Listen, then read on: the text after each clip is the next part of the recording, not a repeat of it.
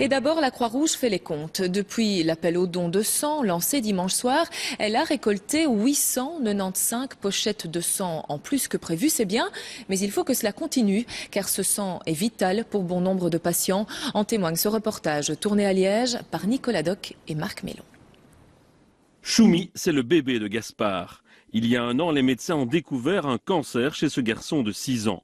Toutes les 3 semaines, à la clinique de l'Espérance à Montenier, Gaspard subit une chimiothérapie.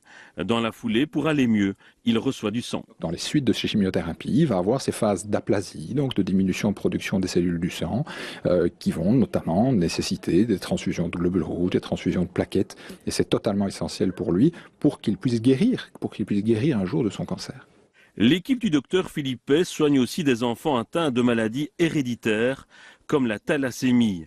La vie de ces patients dépend des transfusions sanguines. La thalassémie, c'est une maladie des globules rouges. Les globules rouges sont mal formés, si vous voulez. L'hémoglobine qui se trouve à l'intérieur n'est pas normale. Et donc, ils ont une anémie chronique extrêmement grave. Si on ne fait rien, si on ne les transfuse pas, ces patients meurent dans le jeune âge.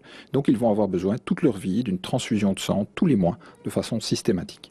Au CHU de Liège, les chirurgiens cardiovasculaires opèrent en moyenne 3 patients par jour.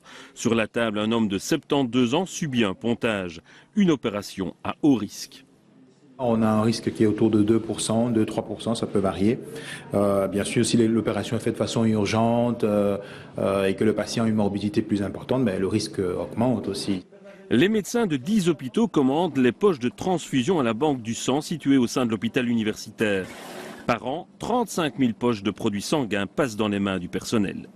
C'est stressant parce qu'on ne sait jamais quelle urgence peut arriver à n'importe quel moment, des gens jeunes, des accidents de la route ou bien une greffe d'organes qui réclame énormément de poches et on ne sait jamais à quel moment ça peut arriver. Donc ce n'est pas des choses programmables, donc elles sont effectivement plus difficiles à gérer. Oui.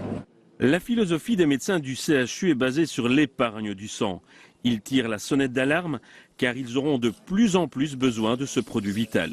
La population vieillissant, le nombre de donneurs diminue, mais également le nombre de maladies cancéreuses, grandes consommatrices de produits sanguins, va aussi augmenter. C'est une situation inquiétante. Je pense que la société doit prendre en considération car ça va devenir un point capital d'ici une demi-douzaine d'années. Donner son sang prend seulement quelques minutes. À coup sûr, c'est une façon de sauver des vies. Et puis